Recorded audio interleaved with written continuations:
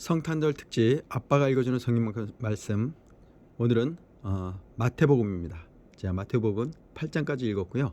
자, 2부로 나눠서 마태복음이 전장 28장이기 때문에 되게 10장 정도, 아까 8장 읽었는데 한 50분 걸렸거든요. 제가 이제 특별히 이렇게 부연 설명이나 좀 저기 들어가지 않으면은 1, 2부 한 40분 이 정도 그래서 이번 3부작으로 끝날 것 같습니다. 예, 아무튼 3번 나눠서 이 마태복음을 10장씩, 그럼 이 9장부터 하면은 한 18장 요 정도에서 17장 정도에서 이제 끝날 것 같고요. 나머지 이제 17장부터 같은 거 28장까지 약간 뻑뻑하긴 한데 아니면은 20장까지 읽고 20장에서 8장까지 한번 쭉 꾸준히 정 안 되면 이제 4부작으로도 올려야 될 것 같은데, 아무튼 자, 낳고의 산이 지나갔으니까 이제 나머지는 쉽게 쭉쭉 나갈 것 같습니다. 근데 제 체력이 될지 그건 모르겠는데, 아무튼 오늘 성탄 전야, 내일은 이브날이거든요. 오늘 다 맞춰서 이브날 예수님께 황금과 유향과 모략을 내렸던 동방박사 같이 하나님이 저를 엄청 사랑하시는데, 사랑하는 자가 사랑하는 우리 아기 예수님께 말씀을 육신이 오신 분께 말씀을 선물해 드리는 선물이 가장 좋을 것 같습니다. 자, 그러면 또 부연 설명이 길어지는데요. 그 9장부터 읽어 나가겠습니다. 예수와 제자들은 다시 배를 타고 바다를 건너 예수의 고향으로 갔다. 그들이 배에서 내리기가 무섭게 사람들이 중풍병자 한 사람을 들것에 실어 데려와서 그들 앞에 내려놓았다. 그들의 담대한 믿음에 감동하신 예수께서 중풍병자에게 말씀하셨다. 기운을 내어라, 아들아, 내 죄를 용서한다. 그러자 몇몇 종교 학자들이 수군거렸다. 아니, 저것은 신성모독이다. 예수께서 그들의 생각을 아시고 말씀하셨다. 왜 이리 수근수근 말이 많으냐. 내가 내 죄를 용서한다고 하는 말과 일어나 걸어라고 하는 것 중 어느 쪽이 더 쉽겠느냐. 내가 인자인 것과 내가 어느 쪽이든 행할 권한이 있다는 것을 분명히 보여주겠다. 이 말씀하시고 예수께서 중풍병자에게 말씀하셨다. 일어나거라. 내 자리를 들고 집으로 가거라. 그 사람은 그대로 했다. 무리는 두려움에 사로잡혔고 하나님의 예수께 권한을 주셔서 자기들 가운데서 그렇게 일하신 것을 기뻐했다. 예수께서 지나시던 길에 한 사람이 세금을 걷는 일에 여념이 없는 것을 보셨다. 그 이름은 마태였다. 바로 이 마태복음의 저자죠. 예수께서 말씀하셨다. 나와 함께 가자. 마태는 일어나 그분을 따라갔다. 나중에 예수께서 자신을 가까이 따르는 이들과 함께 마태의 집에서 저녁을 드실 때 평판에 좋지 않는 인물이 많이 와서 한데 어울렸다. 예수께서 그런 사람들과 어울리는 것을 본 바리새인들은 발끈하여 예수를 따르는 이들을 비난했다. 사기꾼과 쓰레기 같은 인간들과 가까이 지내다니 당신의 스님의 이런 행동이 무슨 본이 되겠어. 예수께서 들으시고 반박하셨다. 의사가 필요한 사람이 누구냐? 건강한 사람이냐? 병든 사람이냐? 가서 내가 원하는 것은 자비이지 종교의 행위가 아니다. 라는 성경의 말씀이 무슨 뜻인지 헤아려 보아라. 내가 여기 있는 것은 소외된 사람들을 초청하려는 것이지 영향력 있는 사람들의 비위나 맞추려는 것이 아니다. 통쾌하네요. 얼마 후에 요한을 따르는 이들이 와서 물었다. 우리와 바리새인들은 금식으로 몸과 영혼을 엄격히 훈련했는데 선생님을 따르는 이들은 왜 그렇게 하지 않습니까? 예수께서 그들에게 말씀하셨다. 즐거운 결혼식 중에는 빵과 포도주를 아끼지 않고 실컷 먹는다. 나중에 허리띠를 졸라매는 일이 있을지 모르지만 지금은 아니다. 정겨운 축하의 모닥불에 찬물을 끼얹는 사람은 없다. 하나님 나라가 임하는 것은 바로 이런 것이다. 예수께서 계속 말씀하셨다. 멀쩡한 스카프를 잘라서 낡은 작업복에 대고 깁는 사람은 없다. 서로 어울리는 천을 찾게 마련이다. 그리고 금이 간 병에 포도주를 담지 않는 법이다. 예수께서 이 말씀을 마치시자 한 지방 관리가 나와서 정중히 절하며 말했다. 제 딸이 방금 죽었습니다. 오셔서 손을 대어주시면 그 아이가 살겠습니다. 예수께서 일어나 그와 함께 가시자 제자들이 뒤를 따랐다. 바로 그때 20년 동안 혈우증을 앓아온 한 여자가 뒤에서 슬그머니 다가와 예수님의 옷을 살짝 만졌다. 이분의 옷에 손가락 하나만 대어도 내가 낫겠다라고 생각한 것이다. 예수께서 돌아서서 여자를 보셨다. 그리고 이렇게 다독거려 주셨다. 안심하여라 딸아. 너는 믿음의 모험을 했고 이제 병이 나았다. 그때부터 여자의 몸이 다 나았다. 어느새 그들은 제방관리 집에 도착해 이야기거리를 찾는 입방학군들과 음식을 나르는 이웃들을 사이를 헤치고 지나갔다. 예수께서 불쑥 말씀하셨다. 모두 비켜라. 이 소녀는 죽지 않았다. 자고 있다. 그들은 저가 알지도 못하면서 저런 말을 한다고 했다. 예수께서 무리를 내보내시고 안에 들어가셔서 소녀의 손을 잡고 이렇게 세우셨다. 소녀를 살리신 것이다. 곧 소문이 그 지방에 두루 퍼졌다. 예수께서 그 집을 떠나시자 눈먼 사람들 둘이 따라오며 소리를 질렀다. 다윗의 자손 예수여, 불쌍히 여겨 주시옵소서. 우리를 불쌍히 여겨 주십시오. 예수께서 집에 들어가시자 눈먼 그들도 따라 들어갔다. 예수께서 그들에게 말씀하셨다. 너희는 정말 내가 이 일을 할 수 있다고 믿느냐? 그들이 말했습니다. 그렇습니다, 주님. 예수께서 그들의 눈을 만지시며 말씀하셨다. 너희 믿음대로 되어라.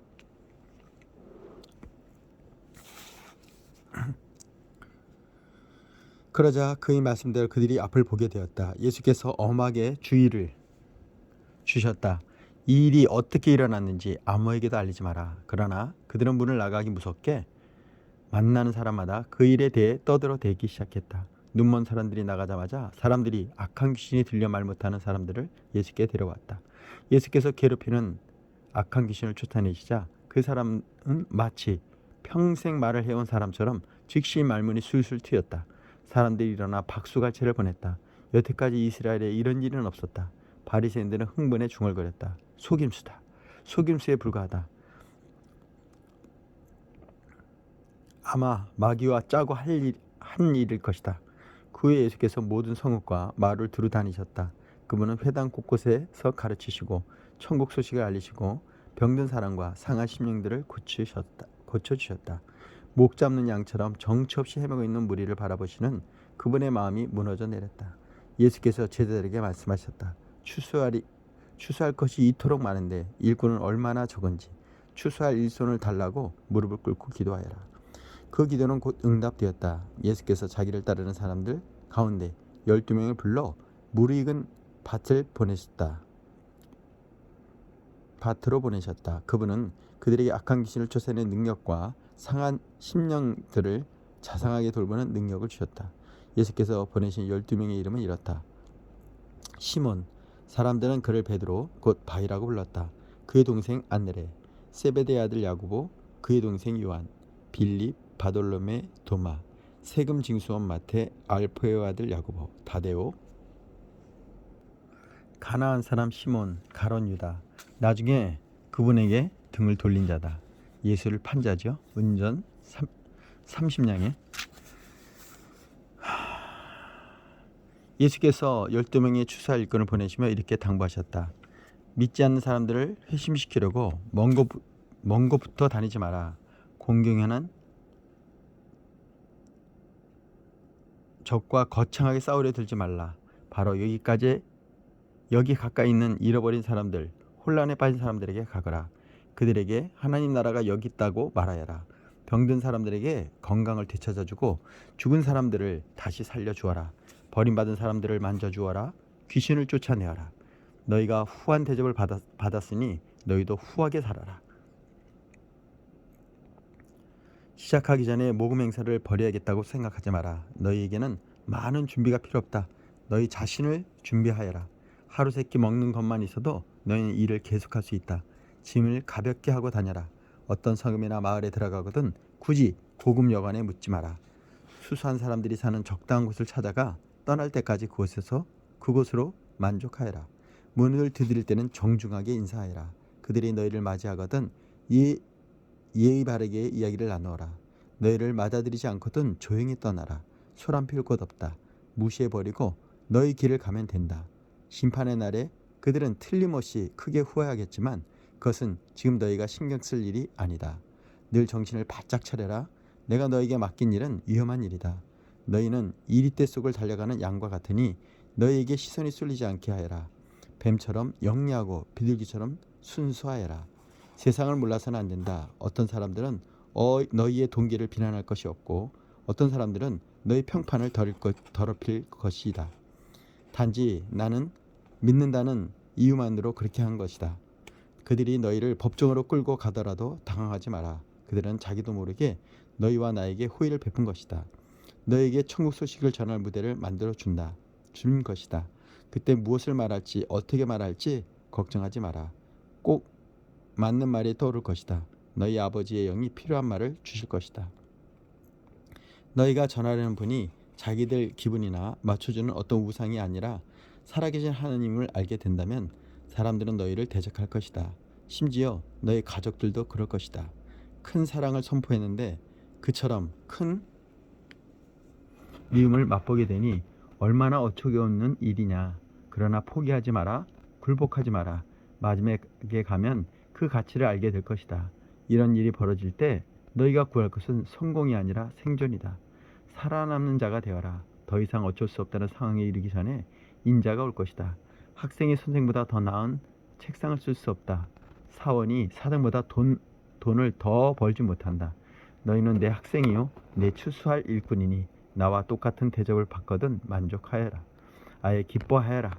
그들이 주인이 나를 똥 묻은 화상이라고 부르는데 일꾼들이야 더 무엇을 바라겠느냐. 겁먹지 마라. 언젠가는 모든 것이 밝혀져 모든 사람이 일의 진실을 알게 될 것이다. 그러니 드러내놓고 진리를 말하기를 주저하지 말라. 괴롭히는 자들이 허세를 부리며 위협한다고 해서 침묵해서는 안 된다.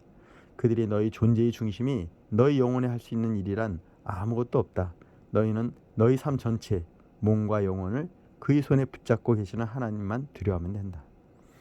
애완용 카나리아의 값이 얼마더냐? 푼돈이 아니냐? 그러나 하나님은 그 세계에 일어나는 일을 너희가 신경 쓰는 것보다 더 신경 쓰신다. 그분께서 너희에게 더 정성을 쏟으신다.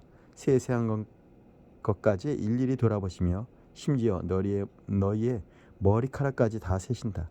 그러니 괴롭히는 자들의 이런 말에 겁먹지 마라. 너희는 카나리아 수백 마리보다 더 귀하다. 세상의 여론에 맞서 내 편을 들어라. 그러면 나도 하늘에 계신 내 아버지 앞에서 내 편을 들 것이다. 너희가 겁이 나서 달아난다면 내가 너희를 감싸줄 것 같으냐? 내가 삶을 편안하게 해주려고 왔다고 생각하지 마라. 나는 갈라서게 하려 왔다. 아들과 아버지, 딸과 어머니, 며느리와 시어머니 사이를 분명하게 갈라서게 하려고 왔다. 가족 간의 평안한 인연을 갈라놓고서 너희로 하여금 하나님을 위해 자유롭게 되게 하려고 왔다. 좋은 뜻을 가진 너희 가족들이 최악의 원수가 될 수 있다. 나보다 자기 아버지나 어머니를 더 좋아하는 사람은 내게 합당하지 않다. 나보다 아들이나 딸을 더 좋아하는 사람은 내게 합당하지 않다. 물불을 안 가리고 끝까지 나와 함께 가지 않는 사람은 내게 합당하지 않다. 너희의 1차 관심사가 자신을 챙기는 것이라면 너희는 절대로 자신을 얻지 못할 것이다. 그러나 너희 자신을 잃어버리고 나를 바라보면 너희 자신과 나 둘 모두를 얻을 것이다. 이 추수하는 일에 우리가 긴밀히 얽혀 있다. 누구든지 너희가 하는 일을 받아들이는 사람은 너희를 보낸 나를 받아들이는 것이다. 누구든지 내가 하는 일을 받아들이는 사람은 나를 보내신 내 아버지를 받아들이는 것이다. 하나님의 심부름꾼을 받아들이는 것은 하나님의 심부름꾼이 되는 것이나 마찬가지다. 누군가의 도움을 받아들이는 것은 누군가에게 도움을 베푸는 것이나 다름이 없다. 내가 너희를 부른 일은 큰 일이지만 주눅들 것이 없다. 작게 시작하는 것이 최선의 방법이다. 이를테면 목마른 사람에게 냉수 한 잔을 주어라. 베풀거나 받는 지극히 작은 일로 너희는 참된 제자가 된다. 너희는 단 하나도 잃지 않을 것이다. 자, 11장입니다. 갑자기 제가 밥을 먹어서 그런지요. 그리고 굉장히 아주 속도 있게 이게 말씀이 쭉쭉 진행되는 것 같습니다. 네, 할렐루야. 자, 11장 계속 진행합니다. 예수께서 12제자에게 이렇게 당부하시고 나서 계속해서 여러 동네에서 가르치시고 전도하셨다. 한편 요한은 감옥에 갇혀 있었다. 그는 예수께서 하고 계신 일을 전해 듣고는 자기 제자들을 보내어 물었다. 우리가 기다려온 분이 선생님입니까? 아니면 아직도 기다려야 합니까? 예수께서 그들에게 말씀하셨다. 가서 지금 벌어지고 있는 일을 요한에게 말하여라. 눈먼 사람이 보고 저는 사람이 걷고 나병 환자가 깨끗해지고 귀먹은 사람이 듣고 죽은 사람이 살아나며 이 땅에 불쌍한 사람들이 하나님께서 자기들 편임을 깨닫는다. 이것이 너희가 기대하던 것이 아니냐. 그렇다면 너희야말로 가장 복된 사람인 줄 알아라. 요한의 제자들이 보가로 떠나자 예수께서 무리에게 요한에 대한 말씀을 하셨다. 그를 보러 광야로 나갈 때 너희는 무엇을 기대했더냐? 주말에 쉬러 나온 사람이더냐? 아닐 것이다. 그럼 무엇이냐? 멋진 양복을 차려입은 교주더냐? 광야에서는 어림도 없다. 그럼 무엇이냐? 예언자냐? 맞다. 예언자다. 너희 평생의 최고의 예언자일 것이다. 그는 예언자 말라기 내가 예언자를 앞서 보내어 내게를 평탄하게 만들 것이라고 말한 그 예언자다. 지금 무슨 일이 벌어지고 있는지 내가 말해주겠다. 역사상 어느 누구도 세례자 요한보다 나은 사람이 없다. 그러나 그가 너희에게 준비시킨 천국에서는 가장 낮은 사람이라도 요한보다 앞선다. 오랫동안 사람들은 스스로 하나님 나라에 들어가려고 애써왔다. 그러나 예언자들과 책과 하나님의 율법을 자세히 읽어보면 알겠지만 그 모든 것이 요한에게서 절정에 이르고 요한과 협력하여 천국의 메시지를 위한 길을 예비하고 있다. 이렇게 보면 요한은 너희 모두가 어서 와서 메시아를 소개해 주기를 고대했던 그 엘리야가 맞다. 내 말을 듣고 있느냐? 정말로 듣고 있느냐? 이 세대의 사람들은 어떻게 설명할 수 있을까? 그들은 우리는 더 놀고 이야기하고 싶은데 엄마 아빠는 늘 피곤하고 바쁘다고 해요 하고 불평을 누르는 아이와 같다. 요한이 와서 금식하니 사람들은 그가 미쳤다고 했다. 내가 와서 실컷 먹으니 사람들은 내가 술고래라며 인간 쓰레기들이 친구라고 했다. 본래 여론조사를 믿는 만한 것이 못 되지 않더냐. 음식 맛은 먹어봐야 한다. 그 후에 예수께서 자신이 가장 열심히 일하셨으나 사람들의 반응이 가장 적었던 여러 도시들을 호되게 책망하셨다. 그곳 사람들이 무관심하게 제갈 길로 가버렸던 것이다.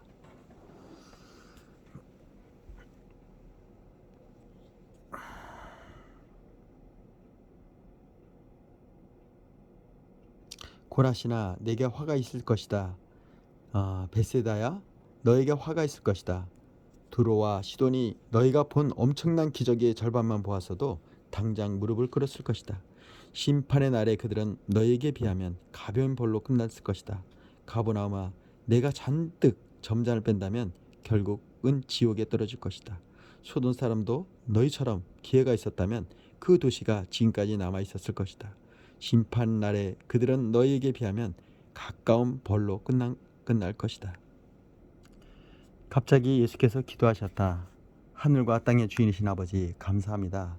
아버지께서는 아버지의 길을 똑똑하고 다 아는 체 아는 사람들에게 숨기시고 평범한 사람들에게 분명히 밝히셨습니다. 그렇습니다. 아버지께서는 이렇게 일하시는 것을 좋아하십니다. 예수께서 다시 사람들에게 말씀하시되 이번에는 부드럽게 말씀하셨다. 아버지께서 이 모든 것을 내게 행하고 말하라고 맡겨주셨다. 이것은 아버지와 아들이 서로 잘 아는 친밀한 관계에서 비롯되는 부자간의 독특한 일이다. 아무도 아버지가 아는 것처럼 아들을 아는 이가 없고 아들이 아는 것처럼 아버지를 아는 이도 없다. 하지만 나는 이것을 나 혼자만 누릴 생각이 없다. 누구든지 들을 마음만 있으면 나는 차근차근 가르쳐 줄 준비가 되어 있다. 너희는 피곤하고 지쳤느냐? 종교 생활에 탈진했느냐? 나에게 오너라. 나와 함께 길을 나서면 너희의 삶은 회복될 것이다. 내가 너희에게 제대로 쉬는 법을 가르쳐 주겠다. 나와 함께 걷고 나와 함께 일하여라. 내가 어떻게 하는지를 잘 보아라. 자연스러운 은혜의 리듬을 배워라. 나는 너희에게 무겁거나 맞지 않는 짐을 지우지 않는다. 나와 함께 있으면 자유롭고 가볍게 사는 법을 배울 것이다.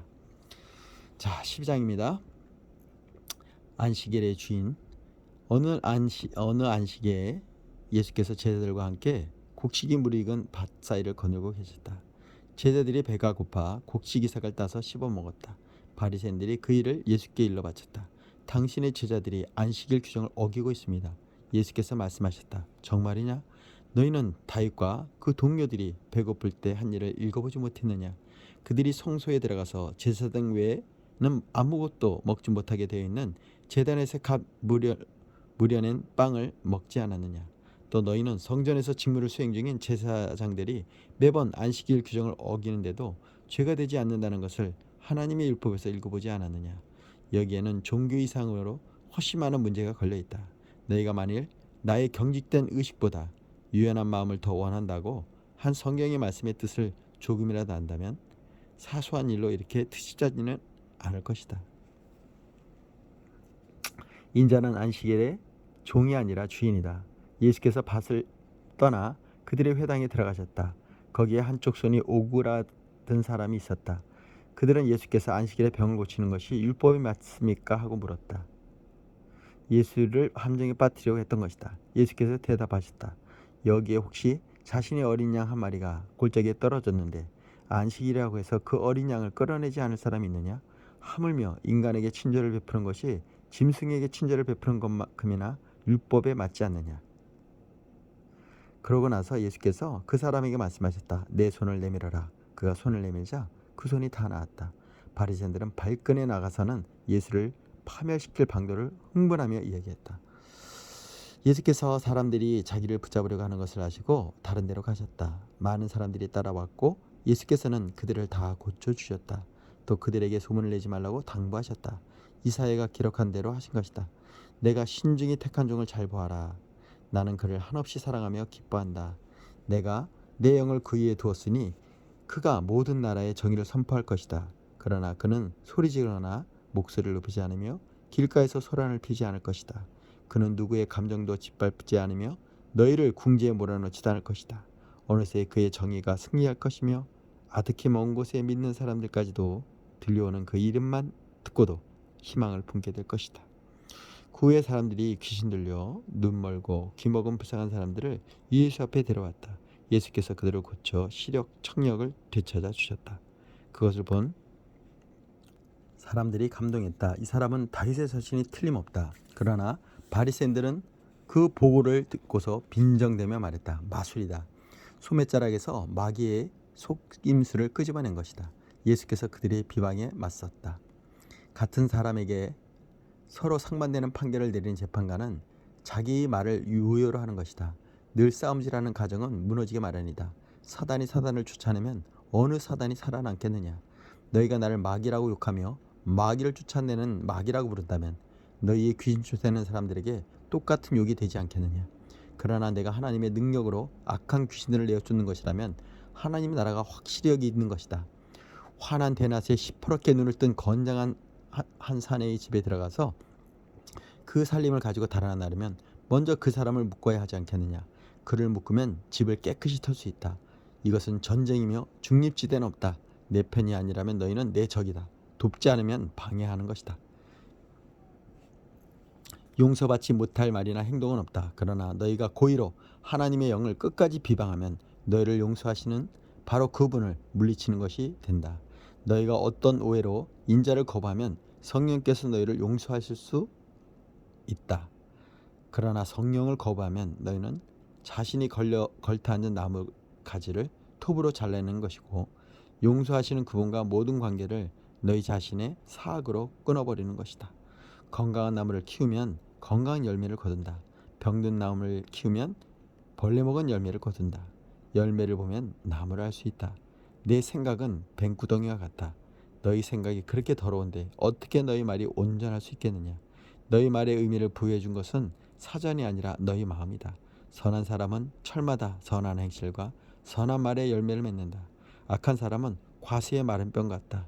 내가 너에게 말한다. 이 부지한 말 한마디가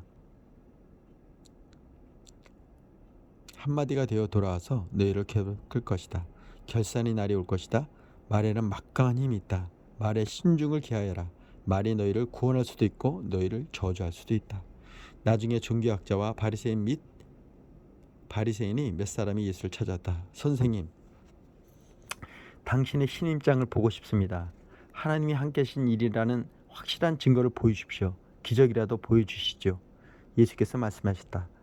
너희가 증거를 찾고 있으나 엉뚱한 증거를 찾고 있다. 너희는 너희의 호기심을 만족시켜주고 기적에 대한 너희의 욕망을 채워줄 무엇을 바라는가? 그러나 너희가 얻게 될 유일한 증거는 증거처럼 여기지 않으니 요나의 증거뿐이다.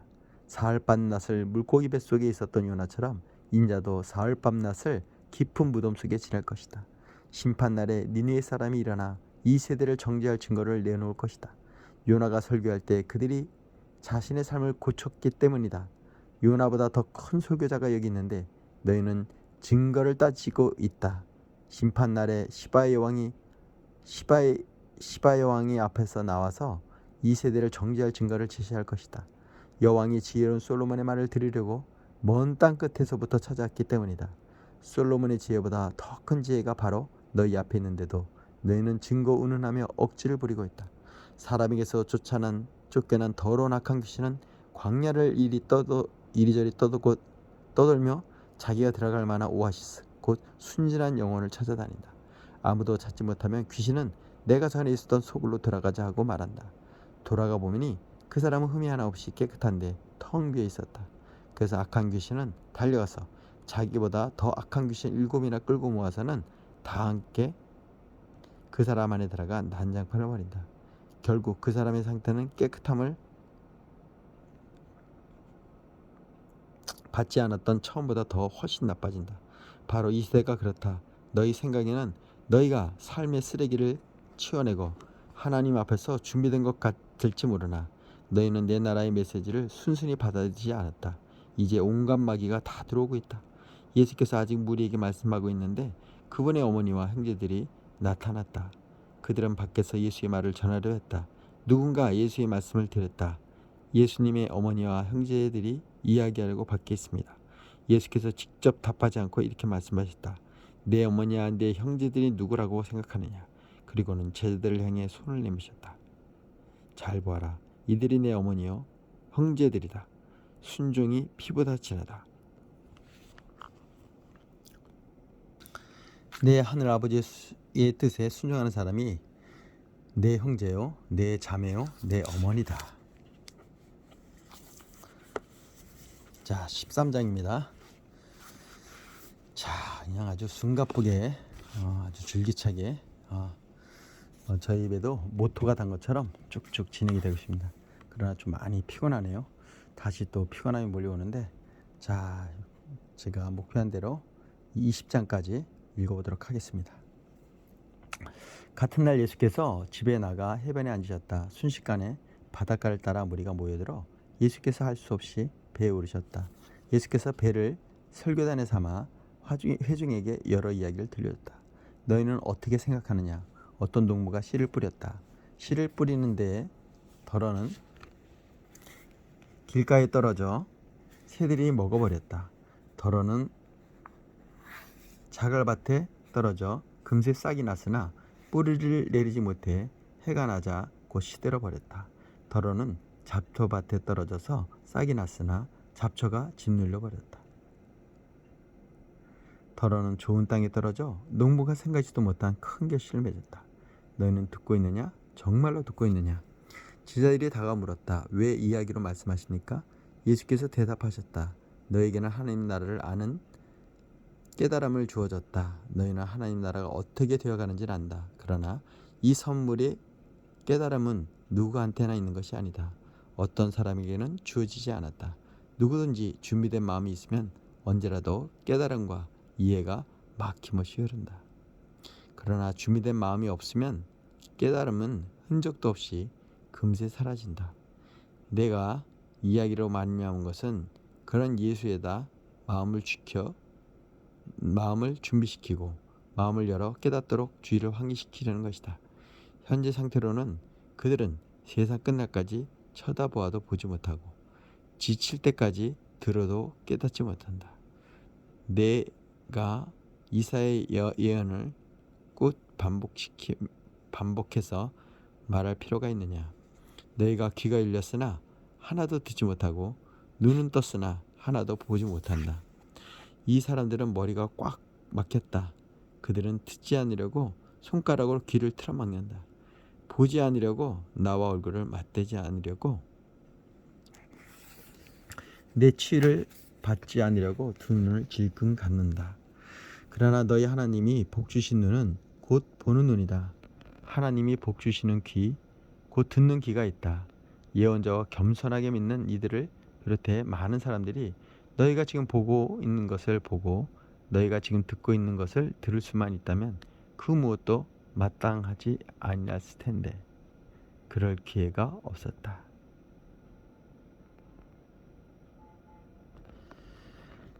농부가 씨를 뿌리는 이야기에서 배워라. 누구든지 천국 소식을 듣고도 받아들이지 않으면 마음에 뿌려졌으나 겉에 그대로 남아있는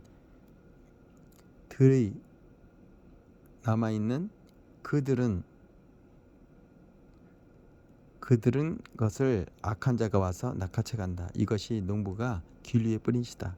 자갈밭에 떨어진 씨는 듣는 즉시 뜨겁게 반응한 사람이다. 하지만 성품의 토양이 없다 보니 감정이 식거나 얼음이 닥치면 아무 쓸모가 없게 되고 만다. 자초밭에 떨어진 씨는 천국 소식을 듣기는 듣지만 세상 모든 것을 갖고 싶고 더 얻으려는 염려와 망상의 잡초 때문에 숨이 막혀서 아무 소득이 없는 사람이다. 좋은 땅에 떨어진 씨는 그 소식을 듣고 받아서 생각하지도 못한 큰 결실을 맺는 것이다. 예수께서 또 다른 이야기를 들려주셨다. 하나님은 자기 밭에 좋은 씨를 심은 농부와 같다. 그날 밤 품꾼들이 자는 동안에 그 원수가 밀밭 사이사이에 엉겅퀴를 뿌리고는 동트기 전에 자취를 감추었다. 푸른 싹이 처음 나고 나랄이 연글거리고 할 때 엉겅퀴도 함께 나왔다. 일꾼들이 농부에게 와서 말했다. 주인님, 좋은 씨만 가리켜 심지 않습니까? 이 엉겅퀴는 어디에서 왔습니까? 주인은 원수가 그랬구나 하고 대답했다. 일꾼들은 엉겅퀴를 뽑을까요? 하고 물었다. 주인이 말했다. 아니다. 엉겅퀴를 뽑다가 밀까지 뽑아버리겠다. 그냥 추수 때까지 같이 자라게 두어라. 그때 내가 추수하는 사람들에게 엉겅퀴를 뽑아 따로 묶어 불사르고 밀은 거두어 곡간에 넣으라고 하겠다. 또 다른 이야기다. 하나님의 나라는 농부가 심은 솔씨 하나와 같다. 솔씨는 씨로서는 아주 작지만 세월이 가면 독수리들이 그 안에 둥지를 틀 만큼 큰 나무로 자란다. 또 다른 이야기다. 하나님의 나라는 여자가 보리빵 수십 개를 만들려고 반죽해 놓은 누룩과 같다. 기다리고 있으면 반죽이 부풀어 오른다. 그날 예수께서는 이야기만 하셨다. 오후 내내 이야기 시간이었다. 그분이 이야기로 말씀하신 것은 예언의 성취였다. 내가 입을 열어 이야기하겠다. 세상 첫날부터 숨겨진 것들을 내가 드러내겠다. 예수께서 회중을 돌아보시고 집에 들어가셨다. 제자들이 들어와서 말을 했다.